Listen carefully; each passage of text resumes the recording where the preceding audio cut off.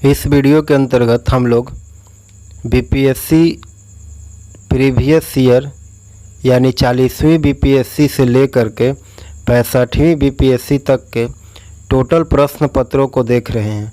और उसके अंतर्गत आज का वीडियो है 43वीं बीपीएससी यानी बिहार लोक सेवा आयोग 43वीं बीपीएससी का पीटी प्रश्न पत्र यानी प्रारंभिक परीक्षा का प्रश्न पत्र। और इस पीडीएफ पेपर प्रश्न पत्र के अंतर्गत आज का वीडियो है 43वीं से संबंधित 43वीं बीपीएससी पीटी से संबंधित, और यह 1999 में पूछा गया था। और वीडियो हमारे प्ले लिस्ट में मौजूद हैं, वहां से जा कर के आप देख सकते हैं। और इस वीडियो के अंतर्गत 150 प्रश्नों को रखा गया है। प्रश्न नंबर 1 है कि स्वामी दयानंद सरस्वती द्वारा स्थापित है, तो क्या स्थापित है? तो इसका उत्तर हो जाएगा ऑप्शन बी आर्य समाज। और स्वामी दयानंद सरस्वती के बारे में कहा जाता है कि 1875 में बम्बई में आर्य समाज की स्थापना की थी, और 1877 में आर्य समाज लाहौर की स्थापना भी हुआ था। अगला प्रश्न है कि उपन्यास दुर्गेश नंदिनी के लेखक कौन है? तो इसका उत्तर हो जाएगा ऑप्शन डी बंकिम चंद्र चटर्जी। अगला प्रश्न है कि 1921 का मोपला विद्रोह का शाखा कहाँ था? तो इसका उत्तर हो जाएगा ऑप्शन ए खिलाफत आंदोलन का। और कहा जाता है कि दक्षिण मालाबार जो केरल में स्थित है 1921 में हुए मोपला विद्रोह के 2 कारण थे। पहला कारण मोपलाओं पर जमींदारों का अत्याचार, और दूसरा कारण कि अंग्रेजी सरकार के खिलाफत विरोधी नीतियाँ। और 1921 में मोपला विद्रोह तथा खिलाफत आंदोलन दक्षिण मालाबार में अभिन्न रूप से गड़बड़ हो गए थे। अगला प्रश्न है कि होप विद्रोह कब हुआ था? तो इसका उत्तर हो जाएगा 1820 से 21 के बीच में। ऑप्शन सी सही उत्तर होगा। और कहा जाता है कि छोटा नागपुर क्षेत्र में हो लोगों ने 1820-21 के दौरान विद्रोह किया था, और यह विद्रोह उन्होंने अपने राजा जगन्नाथ सिंह तथा कंपनी सरकार के विरुद्ध किया था। अगला प्रश्न है कि महात्मा गांधी तथा उनके सहयोगियों की 1942 में हुई धरपकड़ से बिहार में दंगे हुए। इसमें रेल सेवा पूर्णतः ठप हो गई। उसमें अधिकतम प्रभावित जिला कौन था? तो पटना इसका उत्तर हो जाएगा ऑप्शन सी। और कहा जाता है कि 1942 का अगस्त विद्रोह पूर्वी तथा पश्चिमी संयुक्त प्रांत तथा उत्तरी और पश्चिमी बिहार में चरम सीमा पर था। और पटना में सचिवालय गोलीकांड 11 अगस्त 1942 को हुआ था, और उसके बाद 2 दिनों तक कोई कानून व्यवस्था नहीं रही थी। और 15 अगस्त को पटना के आसपास संचार साधनों को नष्ट कर रही भीड़ पर आकाश से मशीन गन से गोलियां बरसाने का आदेश दिया गया था।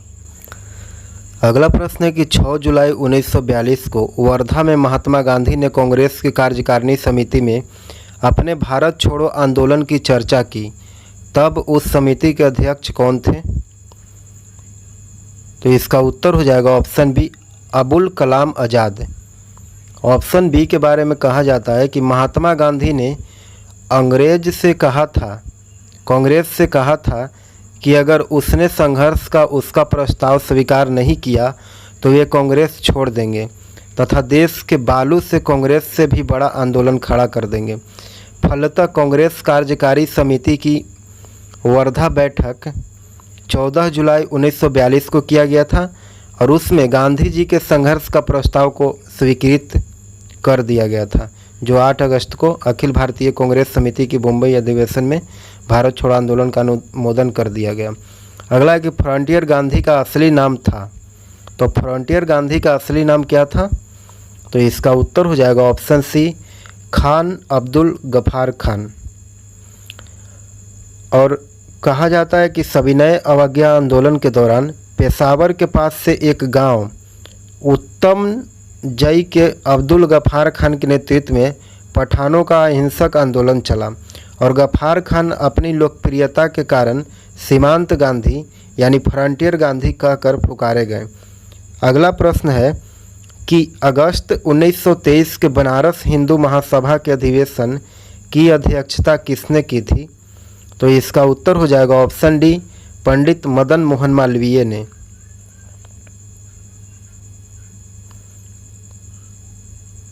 और इस अधिवेशन की अध्यक्षता मालवीय ने की। हिंदू महासभा की स्थापना 1915 में हरिद्वार में मालवीय जी के द्वारा तथा कुछ पंजाबी नेताओं के द्वारा किया गया था। और अगला प्रश्न है कि भारतीय राष्ट्रीय कांग्रेस की स्थापना की गई थी, कब की गई थी? तो इसका उत्तर हो जाएगा ऑप्शन सी 1885 में। कहा जाता है कि एक अवकाश प्राप्त अंग्रेज ICS अधिकारी A.O. हुम के सहयोग से 72 राजनीतिक कार्यकर्ताओं ने बम्बई में दिसंबर 1885 में भारतीय राष्ट्रीय कांग्रेस की नींव रखी। अगला प्रश्न है कि निम्नलिखित में से कौन नरमपंथियों में नहीं थे? तो बाल गंगाधर तिलक इसका उत्तर हो जाएगा ऑप्शन बी। और कहा जाता है कि बाल गंगाधर तिलक, लाजपत राय और बिपिन चंद्र पाल प्रसिद्ध उग्रवादी अथवा राष्ट्रवादी नेता थे। ये उदारवादी दल की पुरानी पीढ़ी के नरम नीति के विरोधी थे। तिलक पहले व्यक्ति थे जिसने स्वराज की मांग स्पष्ट रूप से की। सर वैलेंटाइन सिरोल ने उन्हें भारत को अशांति का जन्मदाता कहा है। अगला प्रश्न है कि भारतीय राष्ट्रीय आंदोलन नरमपंथियों के प्रभावहीन आया। तो इसका उत्तर हो जाएगा ऑप्शन एक 1906 के बाद। कहा जाता है कि भारतीय राष्ट्रीय कांग्रेस में नरमपंथियों का दौर 1905 से 1919 तक रहा। 1905 के बंग भंग के बाद स्वदेशी तथा बहिष्कार आंदोलन में गर्मपंथियों के प्रमुख भूमिका रही और 1906 में कलकत्ता कांग्रेस के अधिवेशन में स्वशासन, बहिष्कार तथा राष्ट्रीय शिक्षा की मांग का प्रस्ताव पारित किया और यह कांग्रेस तथा राष्ट्रीय आंदोलन पर गर्मपंथियों को स्पष्ट प्रभाव का प्रमाण था। अगला प्रश्न है कि भारतीय राष्ट्रीय सेना यानी INA की स्थापना किस वर्ष हुई थी? तो इसका उत्तर हो जाएगा ऑप्शन सी 1942 में। कहा जाता है कि कैप्टन मोहन सिंह ने 1 सितंबर 1942 को आज़ाद हिंद फौज यानी INA का गठन किया और सुभाष चंद्र बोस ने इसकी कमान 2 जुलाई 1942 को संभाली। अगला प्रश्न है कि भारतीय राष्ट्रीय कांग्रेस के संस्थापक कौन थे? तो इसका उत्तर हो जाएगा ऑप्शन एक असैनिक सेवक। कहा जाता है कि एक अवकाश प्राप्त अंग्रेजी ICS अफसर A.O. हुम के सहयोग से दिसंबर 1885 में भारतीय राष्ट्रीय कांग्रेस की स्थापना हुई। अगला प्रश्न है कि भगत सिंह, सुखदेव तथा राजगुरु को फांसी दी गई थी। मार्च 1931 में लाहौर षड्यंत्र तथा अन्य मामले में भगत सिंह, सुखदेव और राजगुरु को 23 मार्च 1931 को फांसी दे दी गई। अगला प्रश्न है कि लंदन में जनरल डायर को किसने गोली मारी? तो इसका उत्तर हो जाएगा ऑप्शन डी ऊधम सिंह ने। और ऊधम सिंह गदर आंदोलन के एक कार्यकर्ता थे और जालियांवाला बाग नरसंहार का बदला लेने के लिए उन्होंने जनरल डायर की हत्या ब्रिटेन में कर दिया था।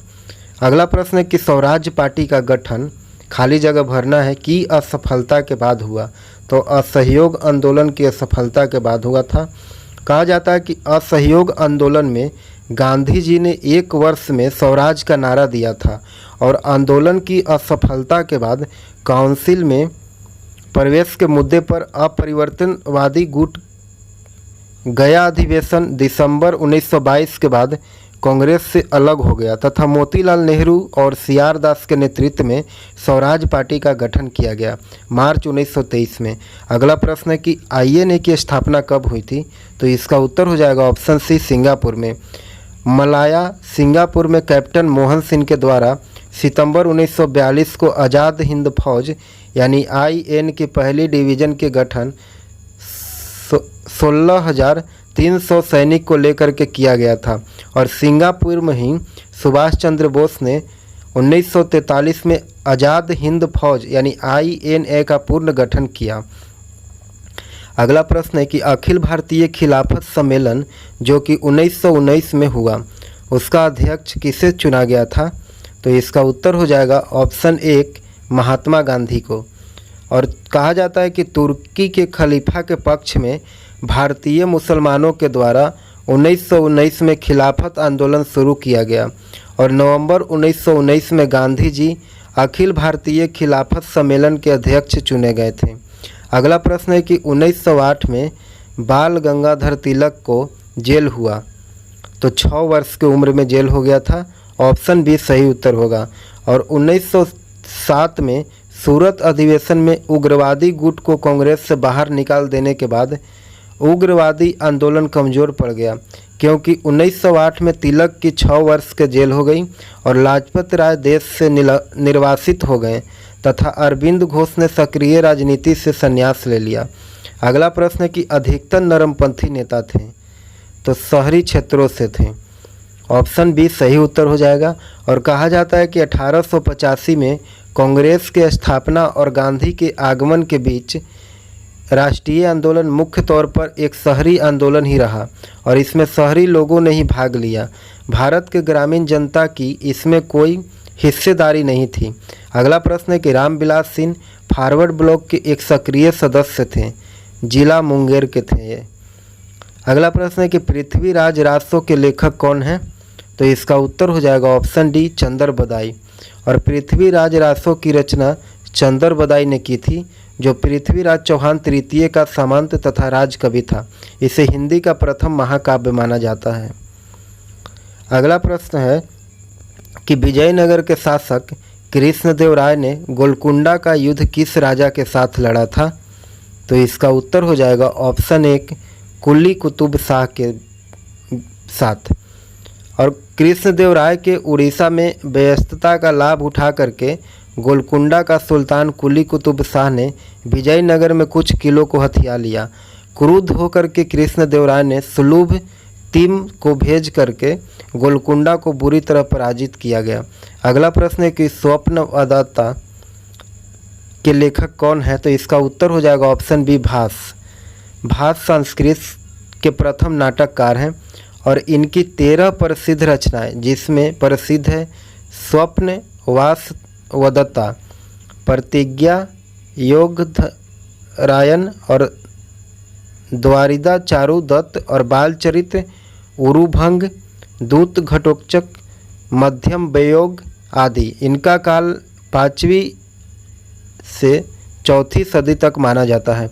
अगला प्रश्न कि राजा खारवेल का नाम जुड़ा है, तो राजा खारवेल का नाम किससे जुड़ा है, तो हाथी गुफा लेक के साथ जुड़ा हुआ है। ऑप्शन सी सही उत्तर हो जाएगा।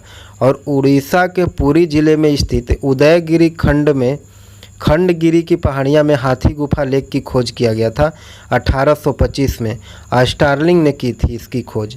और कनिंघम तथा भगवान लाल इंद्र द्वारा इसका शुद्ध पाठ प्रस्तुत करने पर पता चला कि ये कलिंग राज खारवेल के प्रशस्ति है। लेख की तिथि प्रथम सदी ईसा पूर्व मानी जाती है तथा ब्राह्मी लिपि में खुदा गया है। अगला प्रश्न है कि ताम्रपत्र लेख दर्शाते हैं कि प्राचीन काल में बिहार के राज्यों का संपर्क था जावा सुमात्रा से। ऑप्शन डी सही उत्तर हो जाएगा। गुप्त काल के अंतिम दौर में रोमन साम्राज्य से व्यापार का पतन के बाद बिहार समेत पूरे भारतीय क्षेत्र का व्यापार दक्षिण पूर्व एशिया से बढ़ा, जिसमें सुवर्ण द्वीप में स्थित जावा तथा सुमात्रा का विशेष स्थान था। अगला प्रश्न कि नालंदा विश्वविद्यालय की स्थापना का युग है, तो ऑप्शन सी सही उत्तर हो जाएगा गुप्त काल का। हेनसांग के अनुसार नालंदा विश्वविद्यालय का संस्थापक शंकरादित्य था और इनकी पहचान कुमार गुप्त प्रथम 415 से 455 ईस्वी से की गई है। और हर्षकाल तक इस विश्वविद्यालय ने अंतर्राष्ट्रीय ख्याति प्राप्त कर ली थी और हर्ष ने नालंदा में एक ताम्र विहार बनवाया था। अगला प्रश्न है कि खजुराहो मंदिर स्थापत्य निर्माण में सहयोगी थे, तो चंदेल। ऑप्शन ए सही उत्तर हो जाएगा।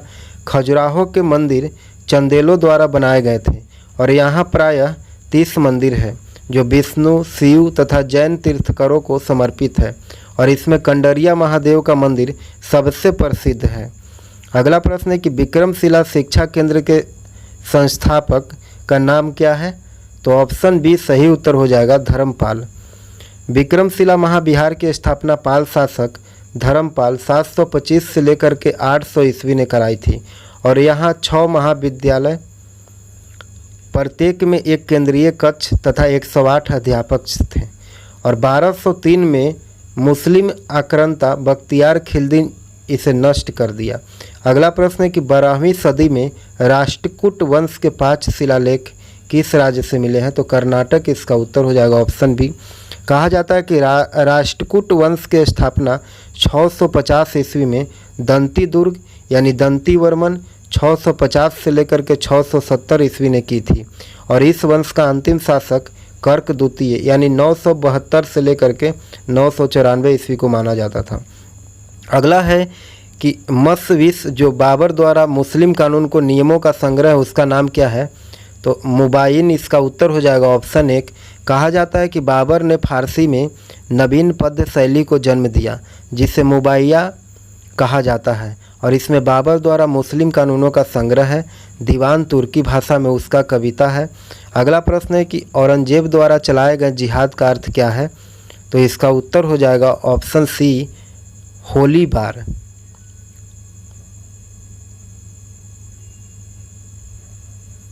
कहा जाता है कि इस्लामी सिद्धांतों के अनुसार दारुल हर्ब काफिरों के देश को कहते हैं तथा इस्लामी राज्य को दारुल इस्लाम कहा जाता है।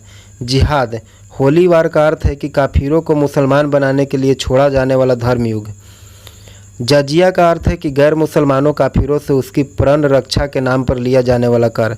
अगला प्रश्न है कि रानी पद्मिनी का नाम अलाउद्दीन की चित्तौड़ विजय से जुड़ा है, उसके पति का नाम क्या है? तो ऑप्शन डी सही उत्तर हो जाएगा राणा रतन सिंह। रानी पद्मिनी चित्तौड़ के राजा राणा रतन सिंह के पत्नी थी। और पद्मिनी की कहानी का प्रथम विवरण जायसी की पुस्तक पद्मावत 1540 में मिलता है। अगला है कि जगदीशपुर के राजा कौन थे? तो इसका उत्तर हो जाएगा ऑप्शन डी कुंवर सिंह। कहा जाता है कि 1857 के विद्रोह के दौरान कुंवर सिंह जगदीशपुर के जमींदार थे और इन्होंने जुलाई 1857 में अंग्रेजी शासन के विरुद्ध विद्रोह किया। उनकी मृत्यु अप्रैल 1858 में हुई थी। अगला प्रश्न है कि 1857 के विद्रोह का बिहार में 15 जुलाई 1857 से 20 जनवरी 1858 तक का केंद्र कहाँ था? तो इसका उत्तर हो जाएगा ऑप्शन डी जगदीशपुर। 1857 के विद्रोह का बिहार में प्रमुख केंद्र जगदीशपुर आरा रहा और कुंवर सिंह के नेतृत्व में विद्रोह जुलाई 1857 से अप्रैल 1858 तक चलता रहा। अगला प्रश्न है कि 6 अगस्त 1942 को जिन 2 नेताओं हजारीबाग को गिरफ्तार किया गया वे थे? तो पहला शिव कुमार और दूसरा रामानंद। ऑप्शन डी सही उत्तर हो जाएगा। अगला प्रश्न है कि श्री जगत नारायण लाल की पत्नी का नाम क्या था? तो इसका उत्तर हो जाएगा ऑप्शन 1 श्रीमती रामप्यारी।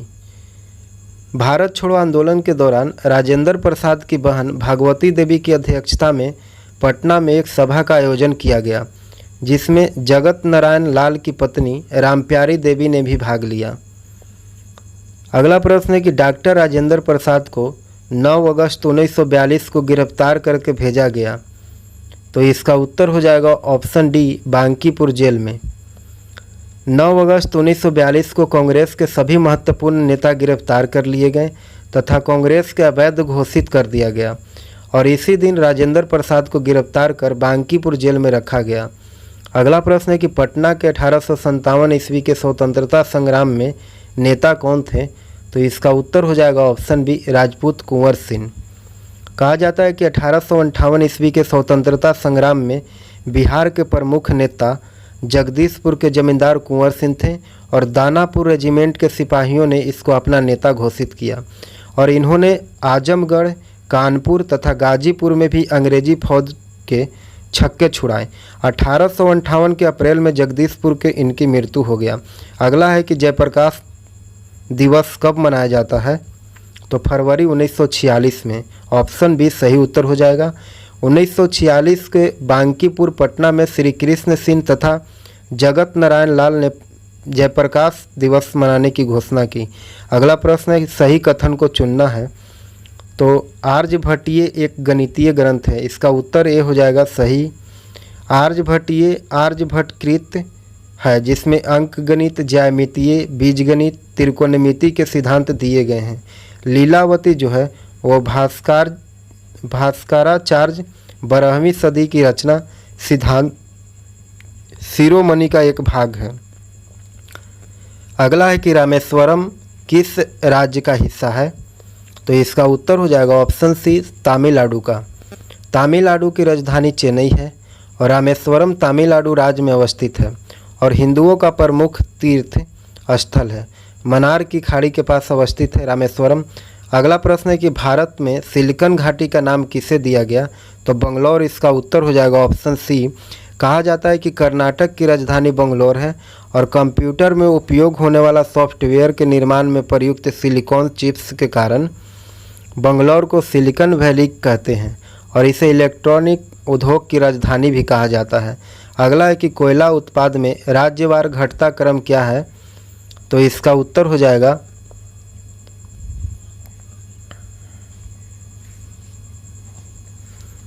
ऑप्शन एक, बिहार, मध्य प्रदेश और पश्चिम बंगाल। कहा जाता है कि बिहार से झारखंड अलग हो जाने के कारण अब झारखंड राज्य में कोयला चला गया है, इसलिए क्रम छत्तीसगढ़ क्रम जो होगा वह झारखंड से शुरू होगा। जैसे झारखंड, छत्तीसगढ़, फिर मध्य प्रदेश से बट करके अधिकांश कोयला इसके हिस्से में पश्चिम बंगाल है। अगला प्रश्न है कि राष्ट्रीय पर्यावरण शोध संस्थान कहाँ स्थित है? तो इसका उत्तर हो जाएगा ऑप्शन डी, नागपुर में। कहा जाता है कि राष्ट्रीय पर्यावरण शोध संस्थान नागपुर, महाराष्ट्र में स्थित है। अगला प्रश्न है कि पश्चिम की ओर प्रवाहित होने वाली नदी कौन है? तो इसका उत्तर हो जाएगा ऑप्शन एक और दो दोनों। एक में है नर्मदा और दो में ताप्ती। ऑप्शन ए सही उत्तर हो जाएगा। नर्मदा व ताप्ती पश्चिम की ओर बहने वाली प्रमुख नदी है जो अरब सागर में गिरती है। नर्मदा जो है वह अमरकंटक एमपी से निकलती है और ताप्ती मध्य प्रदेश में बैतूल जिलों से प्रारंभ होती है। अगला प्रश्न है कि भारत अपनी आवश्यकता से अधिक उत्पादन करता है, किस चीज़ का उत्पादन करता है?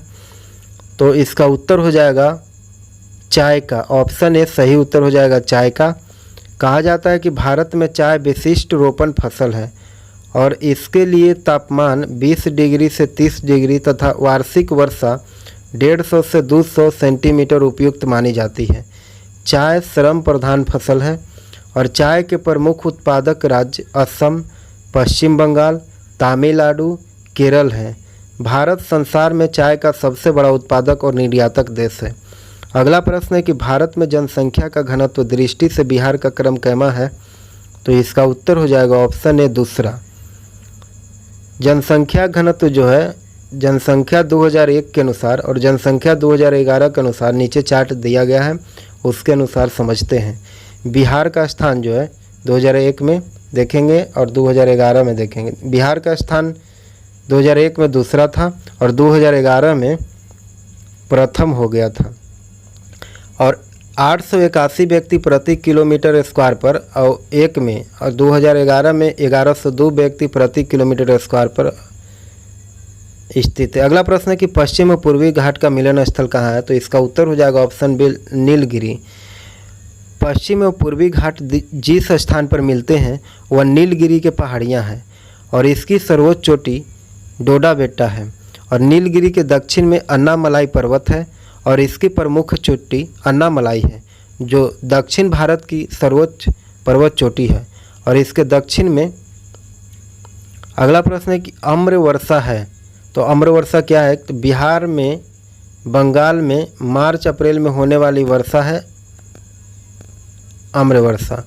ग्रीष्म ऋतु में उत्तर भारत में धूल भरी आंधियाँ और तड़ित झंझावात के चलना सामान्य सी बात है।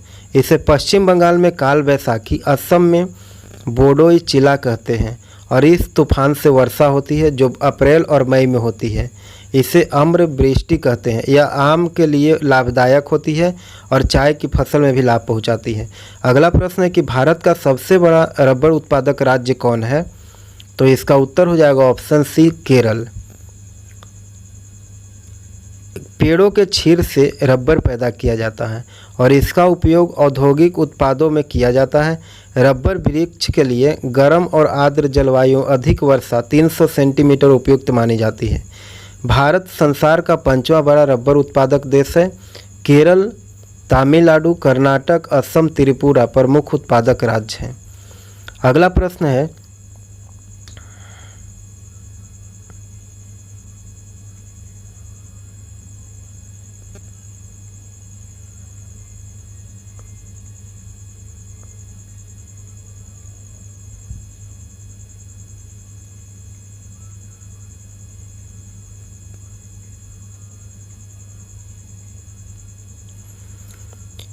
अगला प्रश्न है कि हिमालय के पर्वतीय प्रदेश नहीं है। तो इसका उत्तर हो जाएगा ऑप्शन डी, अरावली। हिमालय की लंबाई 2500 किलोमीटर पश्चिम से पूर्व तक और चौड़ाई 150 से 400 किलोमीटर के बीच है और इसकी 3 पर्वत श्रेणियां हैं। उत्तर में हिमाद्री और मध्य में लघु हिमालय और हिमाचल तथा शिवालिक हिमालय कहते हैं। और शिवालिक का निर्माण हिमाद्री एवं लघु हिमालय के मलबे से हुआ है। शिवालिक हिमालय के गिरिपद पहाड़ियां हैं और इसकी औसत ऊंचाई लगभग 600 मीटर है।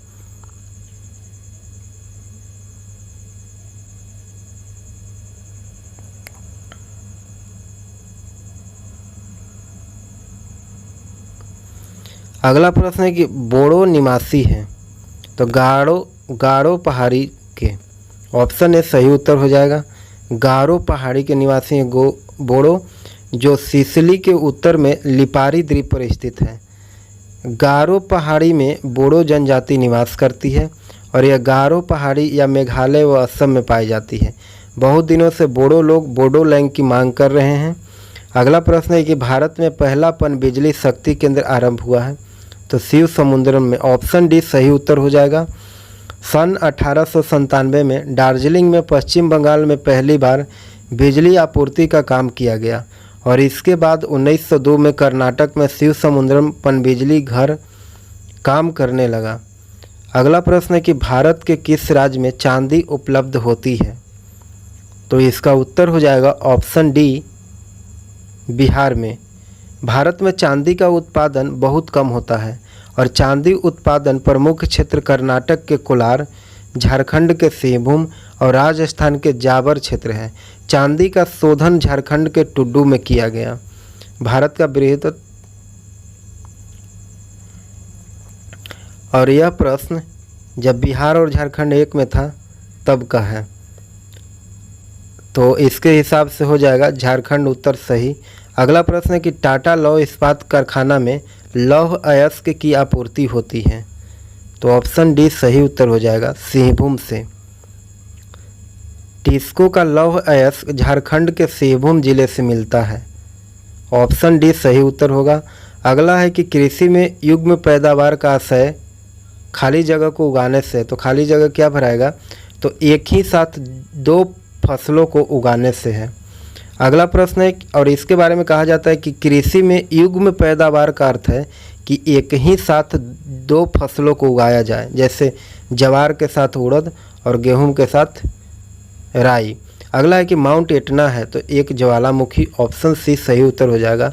माउंट एटना एक जागृत ज्वालामुखी है जो सिसिली द्वीप पर स्थित है और अस्ट्राम्बोली भी एक सक्रिय ज्वालामुखी है जो सिसिली के उत्तर में लिपारी द्वीप पर स्थित है। इसे भूमध्य सागर का प्रकाश स्तंभ कहते हैं। अगला है कि पनामा नहर जोड़ती है। तो पनामा नहर किसको जोड़ती है, तो इसका उत्तर हो जाएगा ऑप्शन बी, प्रशांत महासागर एवं अंध महासागर को। पनामा नहर अटलांटिक महासागर को पश्चिम में प्रशांत महासागर से जोड़ता है, अतः यह उत्तर एवं दक्षिण अमेरिका के मुख्य स्थल को अलग करती है। अगला है कि ग्रैंड कैनियन है, तो ग्रैंड कैनियन क्या है, तो एक खड्ड है। ऑप्शन ए सही उत्तर हो जाएगा। शुष्क प्रदेशों में होकर के बहने वाली 12 मासी नदियों की घाटी की चौड़ाई वर्षा के अभाव के कारण नहीं बढ़ती है और वहाँ नदी सिर्फ अपने तल के काट करके गहरा बनाती है और इसमें अत्यधिक गहरे महाखड्ड का निर्माण होता है जिन्हें कैनियन कहते हैं। यूएसए के कोलोराडो नदी के कैनियन विश्व प्रसिद्ध है, इसे ही ग्रैंड कैनियन कहा जाता है और यह आई के आकार का होता है।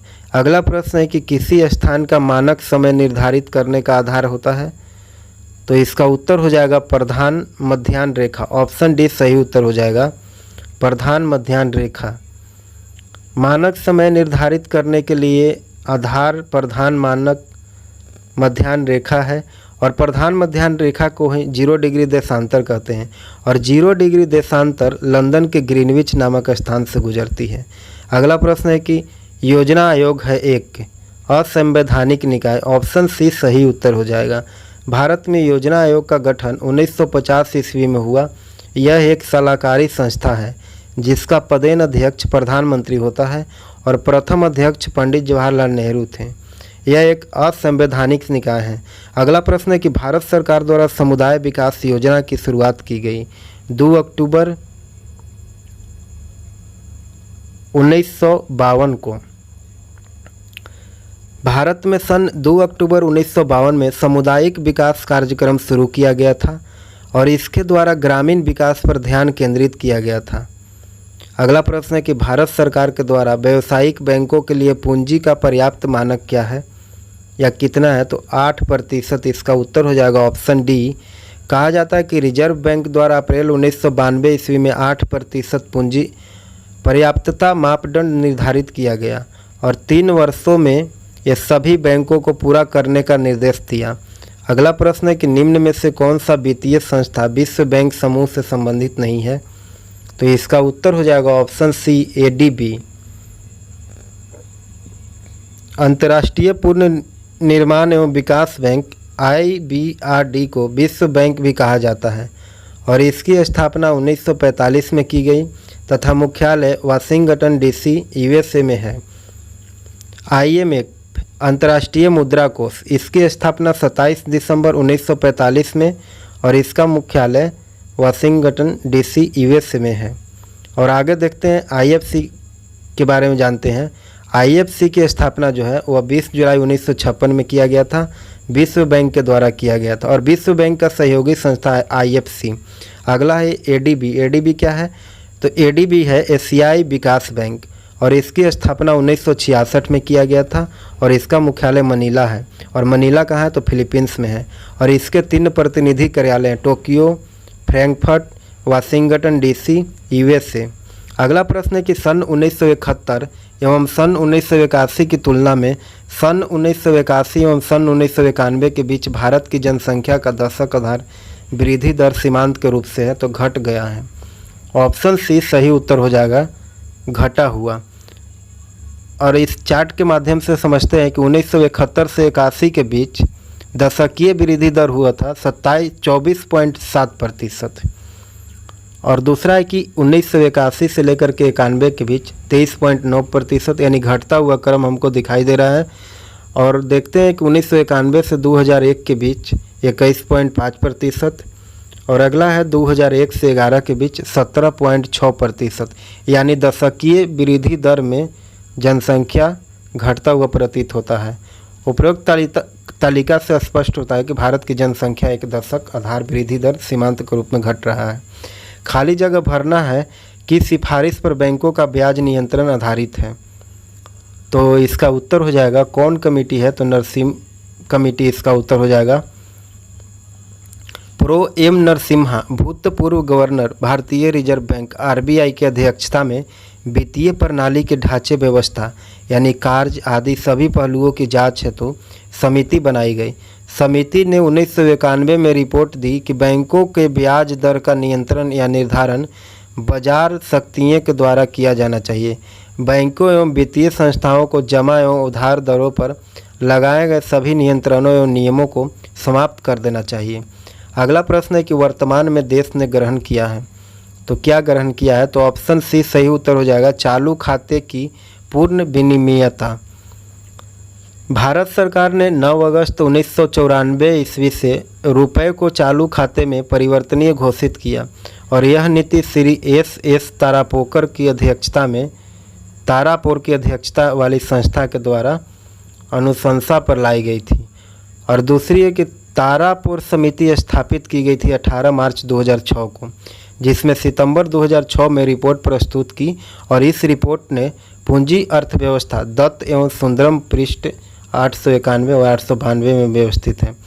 अगला है मोडभेट, जो अप्रैल 2001 से प्रतिस्थापित करता है। तो केंद्रीय आबकारी शुल्क को वर्ष 2000 से 2001 के बजट में उत्पाद शुल्क की 3 दरें थी, पहला 8, 16 और 24%, और 16 को एक मोडभेट योग्य दर से प्रतिस्थापित किया गया।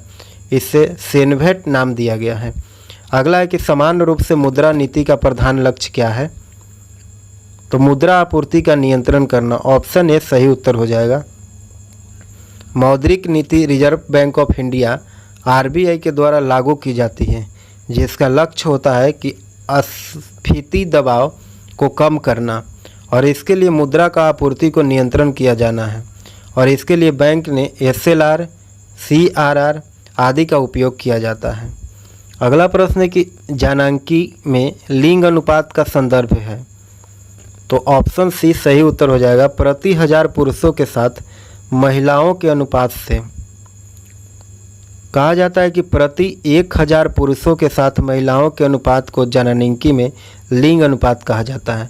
और सन 2011 की जनगणना के अनुसार भारत में प्रति 1000 पुरुषों के साथ महिलाओं के अनुपात 940 है, और यह 2011 के रिपोर्ट के अनुसार हम प्रस्तुत कर रहे हैं। अगला प्रश्न है कि भारतीय मुद्रा छापी जाती है। तो ऑप्शन डी सही उत्तर हो जाएगा, नासिक प्रिंटिंग प्रेस में। नासिक प्रिंटिंग प्रेस में भारतीय रुपए की छपाई की जाती है, जिसमें 2 रुपया से लेकर के 1000 रुपये तक के अधिकार आरबीआई को है। और बैंक नोट प्रेस देवास, जो मध्य प्रदेश में स्थित है, आरबीआई हेतु नोट छापने हेतु अन्य प्रेस स्थापित किए गए हैं, जैसे पालबोनी पश्चिम बंगाल में और मैसूर कर्नाटक में भी है। अगला है कि रिजर्व बैंक ऑफ इंडिया द्वारा घोषित रोकड़ संचय अनुपात की वर्तमान दर कितना है। तो ऑप्शन बी हो जाएगा उत्तर 10%। प्रश्न पूछते समय 10% था, वर्तमान में सीआरआर के दर याद करना पड़ेगा। अगला प्रश्न है कि पंचवर्षीय योजना का अंतिम अनुमोदन देता है। तो कौन देता है पंचवर्षीय योजना का अंतिम अनुमोदन। तो राष्ट्रीय विकास परिषद एनडीसी। कहा जाता है कि राष्ट्रीय विकास परिषद एक गैर संवैधानिक निकाय है, और इसकी स्थापना 6 अगस्त 1952 को की गई, और इसका अध्यक्ष प्रधानमंत्री तथा सचिव योजना आयोग का ही सचिव होता है, और इसके सदस्य सभी राज्यों के मुख्यमंत्री तथा केंद्रीय मंत्रिपरिषद के सभी सदस्य होते हैं। के संस्थानम ने एनडीसी को सर्वोच्च मंत्रालय की संज्ञा दी थी। एनडीसी पंचवर्षीय योजना के अंतिम रूप में स्वीकृति प्रदान करता है।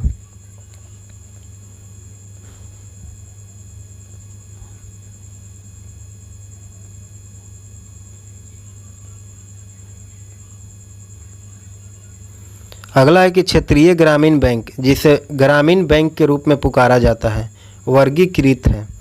तो इसका उत्तर हो जाएगा ऑप्शन डी, अनुसूचित वाणिज्यिक बैंक से। ऑप्शन डी सही उत्तर हो जाएगा, अनुसूचित वाणिज्यिक बैंक से। और इस बैंक की स्थापना 2 अक्टूबर 1975 को की गई थी, और इसका उद्देश्य ग्रामीण क्षेत्रों में कमज़ोर वर्गों को संस्थागत ऋण उपलब्ध कराना था। 2006 से 7 तक 196 क्षेत्रीय ग्रामीण बैंक कायम हो चुके हैं, और केलकर समिति के सिफारिश को ध्यान में रखते हुए 1987 ईस्वी से एक भी क्षेत्रीय ग्रामीण बैंक नहीं खोला गया, और यह बैंक सिक्किम एवं गोवा को छोड़ करके पूरे देश में फैला हुआ है। अगला प्रश्न है कि भारत योजना अवकाश यानी प्लान हॉलीडे होना चाहिए। तो इसका उत्तर हो जाएगा ऑप्शन बी, 1966 से लेकर के 1969 में। अगला प्रश्न है कि विश्व व्यापार संगठन के प्रथम अध्यक्ष हैं। तो इसका उत्तर हो जाएगा ऑप्शन बी, पीटर सदरलैंड। अगला प्रश्न है कि WTO अस्तित्व में आया। तो WTO अस्तित्व में कब आया? जनवरी 1995 में। अगला प्रश्न है कि नाबार्ड उधार देता है। तो ऑप्शन सी हो जाएगा सही उत्तर, कृषि एवं ग्रामीण विकास के बैंक। दुर्लभ मुद्रा हार्ड करेंसी का आशय उस मुद्रा से है जो विकसित देशों की है। ऑप्शन सी सही उत्तर हो जाएगा।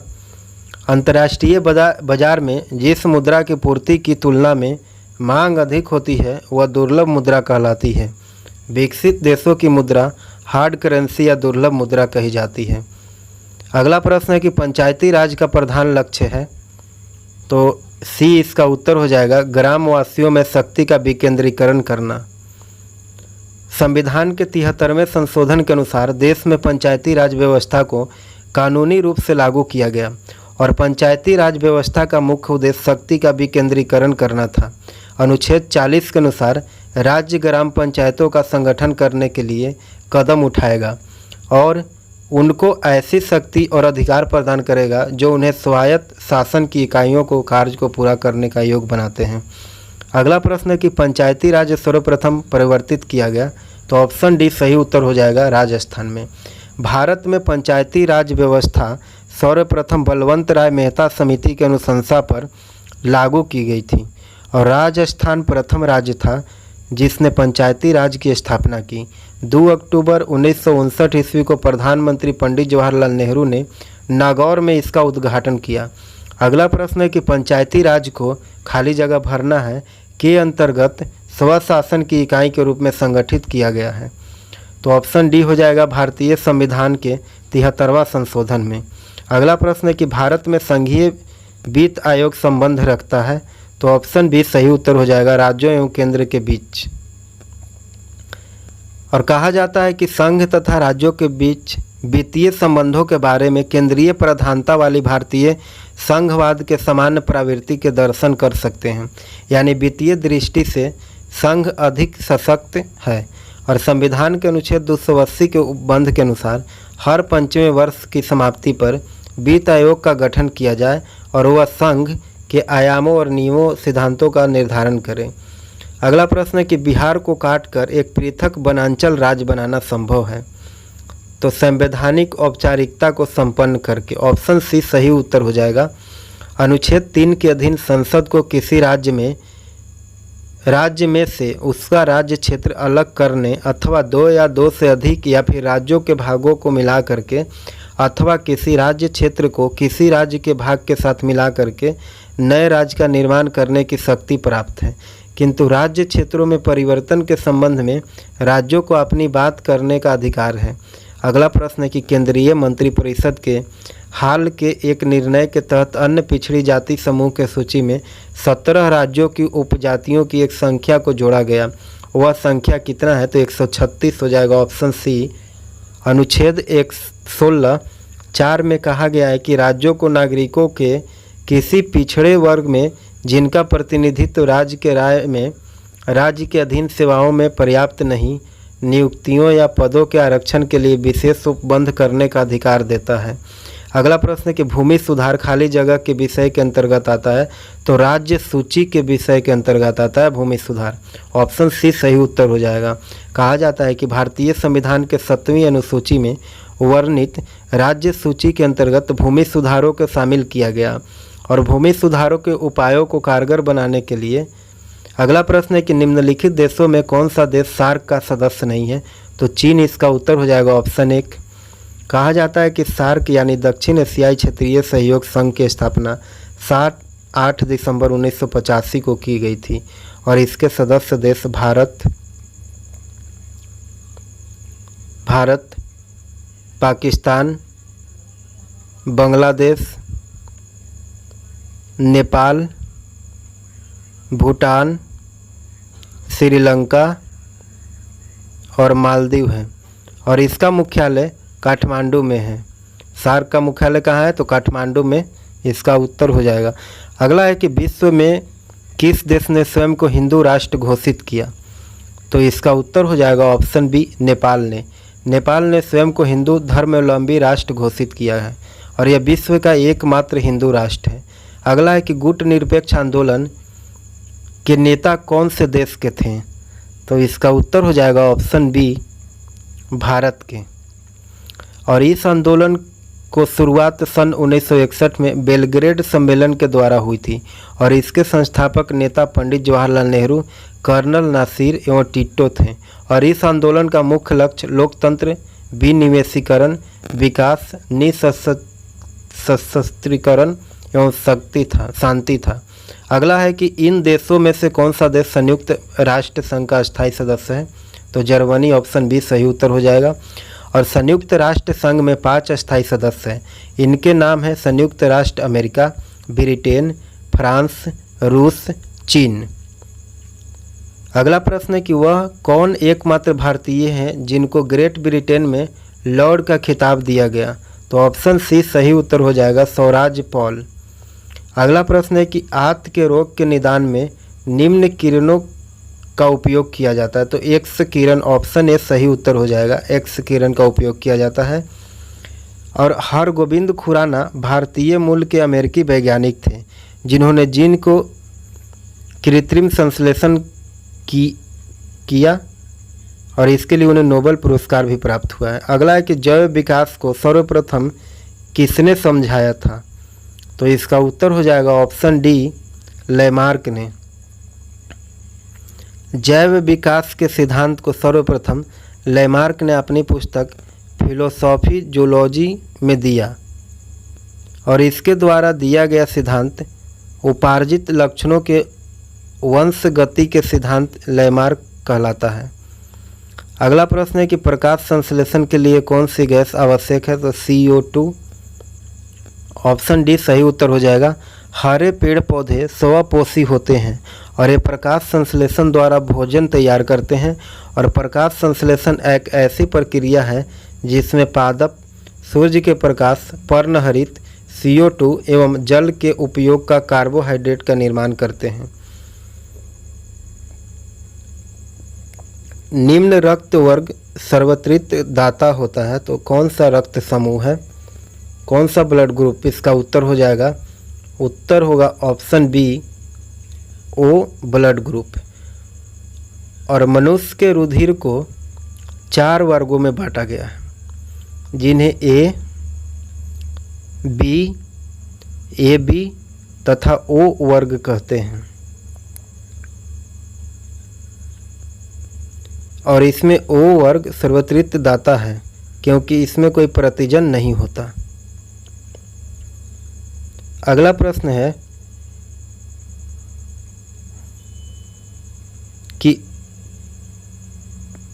पुरुष जीन संगठन होता है, तो पुरुष जीन किसका संगठन होता है, तो इसका उत्तर हो जाएगा ऑप्शन बी, XY का। मनुष्य एक लिंगी जीव होता है जिसमें गुणसूत्रों की संख्या 23 + 23 = 46 होती है जो माता एवं पिता दोनों से प्राप्त होते हैं। और मादा में XX गुणसूत्र होते हैं तथा नर में XY गुणसूत्र होते हैं। और जब गुणसूत्र XX मिलता है तो मादा पैदा होता है और जब XY मिलता है तो नर पैदा होता है। इसलिए लिंग निर्धारण में पुरुष महत्वपूर्ण भूमिका निभाते हैं। अगला प्रश्न है कि प्रकाश संश्लेषण होता है, तो ऑप्शन डी सही उत्तर हो जाएगा, केवल दिन में। प्रकाश संश्लेषण केवल दिन में होता है। हरे पेड़ पौधे स्वपोषी होते हैं, ये प्रकाश संश्लेषण द्वारा भोजन तैयार करते हैं। और प्रकाश संश्लेषण यह एक ऐसी प्रक्रिया है जिसमें पादप सूर्य के प्रकाश, पर्णहरित, CO2 एवं जल का उपयोग कर कार्बोहाइड्रेट का निर्माण करता है। अगला प्रश्न है कि धोने के सोडे का रासायनिक सूत्र है, तो क्या है धोने के सोडे का रासायनिक सूत्र, तो ऑप्शन बी सही उत्तर हो जाएगा, Na2CO3। धोने का सोडा का रासायनिक सूत्र है Na2CO3 जिसे सोडियम कार्बोनेट कहा जाता है। और धोने का सोडा का उपयोग कपड़ा आदि धोने में किया जाता है। और दूसरा है कांच, कागज, साबुन आदि के उत्पादन में भी किया जाता है। और तीसरा है कि जल के स्थायी खारा पर दून करने में भी किया जाता है। अगला प्रश्न है कि शुष्क बर्फ है, तो शुष्क बर्फ क्या है, तो ठोस एवं कार्बन डाइऑक्साइड है। ऑप्शन बी सही उत्तर हो जाएगा। शुष्क बर्फ ठोस कार्बन डाइऑक्साइड होता है। और CO2 को जब उच्च दाब पर संपीड़ित करके ठंडा किया जाता है तो कार्बन डाइऑक्साइड द्रव में संघनित हो जाता है और दाब बढ़ने पर द्रव CO2 धीरे धीरे ठोस में परिणत हो जाता है। इसे शुष्क बर्फ कहते हैं। अगला है कि रसायन उद्योग में कौन सा तेजाब मूल रासायनिक माना जाता है, तो ऑप्शन सी सही उत्तर हो जाएगा, H2SO4। सल्फ्यूरिक अम्ल एक अत्यंत महत्वपूर्ण औद्योगिक रसायन है। अगला प्रश्न है कि परमाणु के नाभिक में निम्न कण होते हैं। तो परमाणु के नाभिक में निम्न कण कौन होते हैं? तो ऑप्शन ए हो जाएगा प्रोटॉन और न्यूट्रॉन। और इसके बारे में कहा जाता है कि परमाणु के नाभिक में प्रोटॉन और न्यूट्रॉन होता है और इलेक्ट्रॉन नाभिक के बाहरी कक्षा में होता है। प्रोटॉन धन आवेश और इलेक्ट्रॉन पर ऋण आवेश तथा न्यूट्रॉन उदासीन होता है। अगला प्रश्न है कि निम्न गैस को आंसू गैस की तरह काम में लेते हैं, तो वह कौन सा गैस है? तो इसका उत्तर हो जाएगा option B SO2। Sulphur dioxide को सल्फर के कारण आंसू बहते हैं और इसका प्रयोग भीड़ को नियंत्रित करने के लिए किया जाता है पुलिस के द्वारा। अगला प्रश्न है कि किस धातु से बनाया मिश्र धातु हवाई जहाज रेल के डिब्बे में पुर्जे में काम आता है? तो एल्युमिनियम। इसका उत्तर हो जाएगा ऑप्शन सी। एल्युमिनियम धातु तांबे और लोहे की तुलना में हल्की होती है और इसका उपयोग मुख्यतः हवाई जहाज, रेल का डिब्बा आदि में किया जाता है। अगला प्रश्न है कि पानी का घनत्व अधिकतम कितना होता है? तो 4 डिग्री सेल्सियस। उत्तर हो जाएगा ऑप्शन 1। अगला प्रश्न है कि दाढ़ी बनाने के लिए काम में लाया जाता है, तो अवतल दर्पण। इसका उत्तर हो जाएगा ऑप्शन 1। अवतल दर्पण निकट रखी वस्तु को सीधा बड़ा तथा आभासी प्रतिबिंब बनाता है, इसलिए इसका उपयोग हजामती दर्पण यानी टॉर्च, वाहनों के हेडलाइट तथा डॉक्टरों द्वारा रोगियों की जांच संबंधी यंत्रों में किया जाता है। अगला प्रश्न है कि दोपहर के 12 बजे किस दिशा में इंद्रधनुष निकलता है? तो यह देखा नहीं जा सकता। कहा जाता है कि दोपहर के 12 बजे सूर्य ठीक सिर के ऊपर होता है और जिसके कारण प्रकाश का अपवर्तन वर्षा के बूंदों में नहीं हो पाता, अतः इंद्रधनुष दिखलाई नहीं देता। प्रकाश को प्रिज्म से गुजारने के बाद यह 7 रंगों में विभक्त हो जाता है। पहला है बैगनी, दूसरा जामुनी और तीसरा नीला और चौथा हरा, पांचवा पीला और छठा नारंगी और सातवां लाल। सबसे अंतिम का रंग लाल है और सबसे पहला रंग नीला है। अगला प्रश्न है कि दूरदृष्टि दोष निवारण के लिए काम में लेते हैं, तो वह कौन सा दर्पण है? तो उत्तल दर्पण को काम में लेते हैं दूरदृष्टि दोष। और दृष्टि संबंधी मुख्य रूप से 4 प्रकार के दोष होते हैं, जिसमें पहला है निकट दृष्टि दोष और दूसरा है दीर्घ दृष्टि दोष और चौथा है जरा दूरदर्शिता और चौथा अबिंदुता। और दीर्घ दृष्टि दोष वाले व्यक्ति को दूर की वस्तुएं दिखलाई देती है किंतु नज़दीक की वस्तुएं स्पष्ट नहीं दिखलाई देती है और इस दोष को दूर करने के लिए उत्तल लेंस का प्रयोग किया जाता है।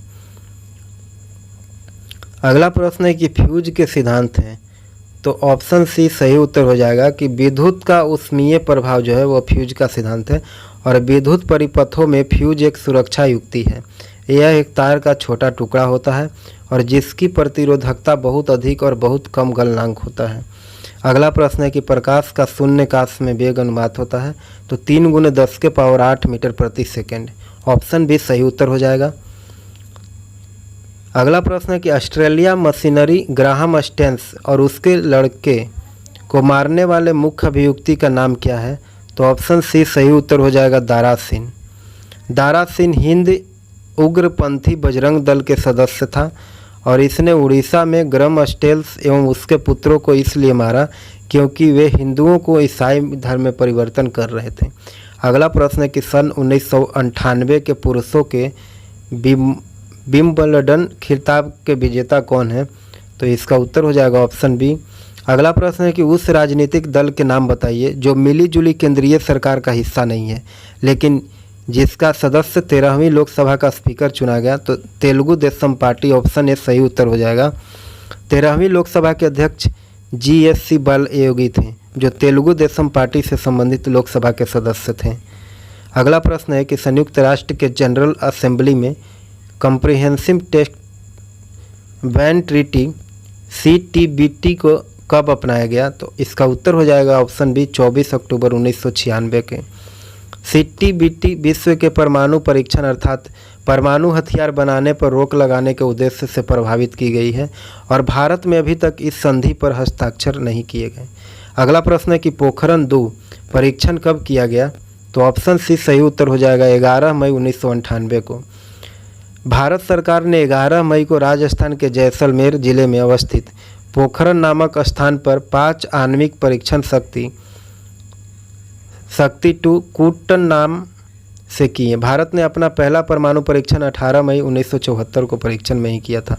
अगला है कि लोकसभा के वर्तमान उपाध्यक्ष, तो इसका उत्तर हो जाएगा ऑप्शन 1। अगला है कि हाल ही में सूचना प्रसारण मंत्री ने एक प्रणाली को शर्मनाक करार देकर के बहिष्कृत किया, वह किस देश के है? तो इसका उत्तर हो जाएगा ऑप्शन 1 अमेरिका की। तत्कालीन सूचना एवं प्रसारण मंत्री सुषमा स्वराज ने अमेरिका के DTH। अगला प्रश्न है कि पाकिस्तान में, तो इसका उत्तर हो जाएगा option C general Pervez Musharraf. Pakistan के तत्कालीन सेनाध्यक्ष सेना प्रधान परवेज मुशर्रफ ने 12 अक्टूबर 1999 को तख्ता पलटकर प्रधानमंत्री नवाज शरीफ को अपदस्थ करके अपने आप को मुख्य कार्यकारी सेनाध्यक्ष के रूप में घोषित कर लिया। अगला प्रश्न है कि वाजपेयी बस कूटनीति का किस देश संबंध है? तो इसका उत्तर हो जाएगा ऑप्शन B पाकिस्तान से। गुजराल डॉक्ट्रिन की तर्ज पर ही भारत के पूर्व प्रधानमंत्री अटल बिहारी वाजपेयी ने बस कूटनीति की शुरुआत की और भारत के पड़ोसी देशों से संबंध सुधारने के लिए की थी, और यह भारत के विदेशी नीति में महत्वपूर्ण परिवर्तन था। और वाजपेयी बस कूटनीति परिवर्तन में पाकिस्तान से संबंधित है, और जिसके तहत भारत के तत्कालीन प्रधानमंत्री श्री अटल बिहारी वाजपेयी बस में सवार होकर के पाकिस्तान की यात्रा पर गए थे। अगला प्रश्न है कि सन 1998 का दादा साहब फाल्के पुरस्कार किसको दिया गया? तो B.R. चोपड़ा को। ऑप्शन A सही उत्तर हो जाएगा। यह पुरस्कार सन 1970 से सूचना एवं प्रसारण मंत्रालय भारत सरकार के द्वारा सिनेमा के उल्लेखनीय योगदान के लिए प्रदान किया जाता है। अगला प्रश्न है कि हाल ही में डीजल की कीमतों की बढ़ाई गई है, तो इसका उत्तर हो जाएगा अंतर्राष्ट्रीय मूल्य के स्तर पर तदनुसार मूल्य निर्धारण हेतु, जो कि पिछली सरकार के उठाए गए लक्ष्य के परिचालन से था। अगला प्रश्न है कि इंडिया टुडे के संपादक कौन हैं? तो इंडिया टुडे के संपादक अरुण पुरी। इसका उत्तर हो जाएगा ऑप्शन C। अगला प्रश्न है खाली जगह भरना है। खाली जगह को अक्टूबर 1999 में भारतीय क्रिकेट टीम का कोच नियुक्त किया गया, तो कपिल देव इसका उत्तर हो जाएगा। अगला है कि राष्ट्रीय खेल किस PT उषा गोल्डन मेडल प्राप्त किया था? तो 100 मीटर से 200 मीटर के दौड़ में।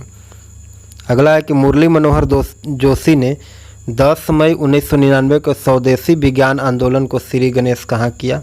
तो इसका उत्तर हो जाएगा ऑप्शन B कोच्चि में। कैबिनेट स्तर पर रेल मंत्री का नाम है, तो ममता बनर्जी। ऑप्शन C सही उत्तर हो जाएगा। अगला प्रश्न है कि निम्नलिखित में से PIO कार्ड स्कीम किससे मेल खाती है? तो इसका उत्तर हो जाएगा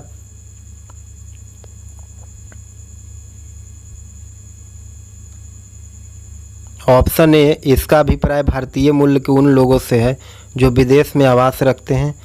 और ऑप्शन 2 कि PIO कार्ड रखने वाले के लिए वीज़ा की ज़रूरी है।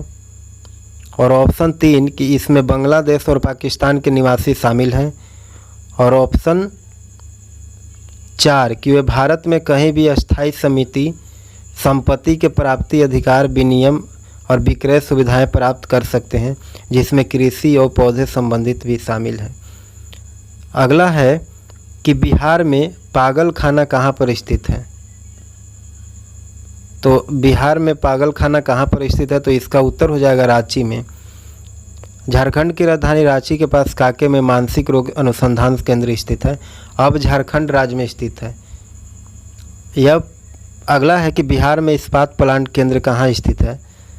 तो इसका उत्तर हो जाएगा ऑप्शन B रांची में। रांची अब झारखंड में स्थित है। झारखंड की राजधानी रांची है और भारी इंजीनियरिंग संयंत्र अवस्थित है। अगला है कि जातिवाद पर आधारित आतंकवादी सेना में राजनीति निम्नलिखित राज्य में है, तो बिहार में। ऑप्शन A सही उत्तर हो जाएगा। बिहार में जातिवाद पर आधारित आतंकवादी सेनाएं जैसे रणबीर सेना और MCC है। अगला है कोयले में चलने वाली 3 thermal station power station Bihar में स्थित है, तो पहला बोकारो, दूसरा चंद्रपुरा और तीसरा संतालडी। यह तीनों झारखंड में अब स्थित है। ऑप्शन D सही उत्तर हो जाएगा। अगला है कि सन 1991 ईस्वी की जनगणना के अनुसार जनसंख्या के आधार पर भारत में कौन सा राज्य दूसरे नंबर पर बड़ा राज्य माना जाता है? तो ऑप्शन C सही उत्तर हो जाएगा बिहार। वर्तमान में यानी 2011 की जनगणना के अनुसार जनसंख्या के आधार पर बिहार तीसरे स्थान पर है, लेकिन प्रश्न पूछते समय उत्तर C हो जाएगा। अगला प्रश्न है कि पूर्व में बंगाल का शोक कही जाने वाली बिहार से उद्गम होने वाली कौन नदी है? तो ऑप्शन B सही उत्तर हो जाएगा दामोदर। अब यह झारखंड में स्थित है। नवगठित झारखंड राज्य बनने के बाद दामोदर का उद्गम बिहार न होकर के झारखंड हो गया और यह नदी बंगाल में तबाही मचाती है और यही वजह है कि इसे बंगाल का शोक कहा जाता है। अगला प्रश्न है कि सबसे बड़ा नगर है, तो सबसे बड़ा नगर कौन है? तो इसका उत्तर हो जाएगा ऑप्शन सी, जमशेदपुर। नवगठित राज्य झारखंड में गया छोड़ करके सभी शहर चले गए और इनमें से सबसे बड़ा नगर जमशेदपुर, उसके बाद धनबाद और उसके बाद रांची है। अगला प्रश्न है कि बिहार से होकर के जाने वाली राजमार्ग है, तो ऑप्शन डी सही उत्तर हो जाएगा NH-23 और NH-23 झारखंड से गुजरता है और बिहार से गुजरने वाला प्रमुख NH है, जैसे NH-31, NH-106 और NH-57, NH-105, NH-77 और NH-28, NH-28A, NH-85, NH-19, NH-30, NH-2, NH-83, NH-80। अगला प्रश्न है कि बिहार के सन 1981 से 91 के दशक जनसंख्या वृद्धि, तो 23.54%। और बिहार में दशकीय जनसंख्या वृद्धि दर इस प्रकार है कि 1981 से लेकर के 91 के बीच 23.54%, इसका उत्तर हो जाएगा। और 91 से 2001 के बीच 28.4% और वही 2001 से 11 के बीच 25.7%।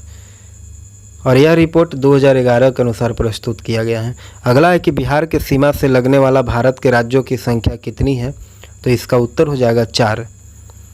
नवगठित झारखंड राज्य बनने के बाद अब 3 रह गया है और राज्यों की सीमा लगती है जैसे यूपी, झारखंड और पश्चिम बंगाल। अगला प्रश्न है कि बिहार राज्य में गरीबी रेखा के नीचे रहने वाले लोगों की अधिकतम संख्या होने का क्या कारण है? तो इसका उत्तर हो जाएगा भूमि सुधार की असफलता, राजनैतिक इच्छा का अभाव और तीसरा है श्रमिक वर्ग की अधिक संख्या। उपयुक्त में सभी इसका उत्तर हो जाएगा ऑप्शन डी।